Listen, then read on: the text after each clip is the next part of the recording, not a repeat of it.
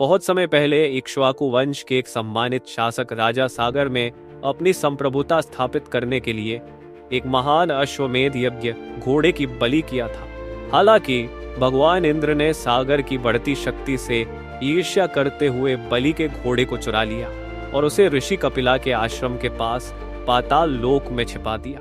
राजा सागर ने घोड़े की खोज के लिए अपने 60,000 पुत्रों को भेजा। उन्होंने पृथ्वी को छान मारा और अंततः पाताल लोक पहुंच गए, जहां उन्हें ध्यानमग्न ऋषि के पास घोड़ा मिला। ऋषि को चोर समझकर पुत्रों ने उनका अपमान किया और उन पर हमला कर दिया। उनके अहंकार से क्रोधित होकर कपिला ने अपनी आंखें खोली और उन सभी को भस्म कर दिया। ऋषि कपिला ने घोषणा की कि राजा के पुत्रों की आत्मा को शांति तभी मिलेगी जब गंगा का पवित्र जल उनकी राख पर प्रवाहित किया जाएगा। स्वर्ग से गंगा को पृथ्वी पर लाने का कार्य राजा सागर के परपोते भगीरथ पर पड़ा।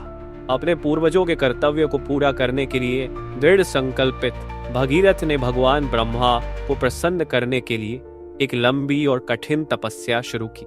उनकी भक्ति से प्रसन्न होकर ब्रह्मा ने उनकी इच्छा पूरी की और भगीरथ को आकाशीय नदी की शक्तिशाली शक्ति को नियंत्रित करने में भगवान शिव की मदद लेने का निर्देश दिया, जो अन्यथा पृथ्वी को नष्ट कर सकती थी। भगीरथ ने भगवान शिव का अविचल ध्यान किया। वर्षों की तपस्या के बाद शिव प्रकट हुए और गंगा को अपनी जटाओं में कैद करने के लिए सहमत हुए, ताकि वह दुनिया को तबाह करने से रोकने के लिए अपने भयंकर अवतरण को रोक सके।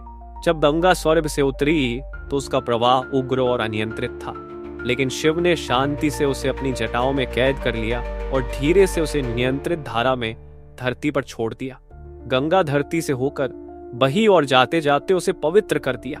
भगीरथ गंगा को उस स्थान पर ले गए जहां उनके पूर्वजों की अस्थियां रखी थी। जैसे ही पवित्र नदी ने राख को छुआ, राजा सागर के बेटों की आत्माएं मुक्त हो गईं और स्वर्ग चली गई। इस प्रकार भागीरथ और गंगा की कथा दृढ़ संकल्प, भक्ति और दैवीय कृपा की शाश्वत याद दिलाती है।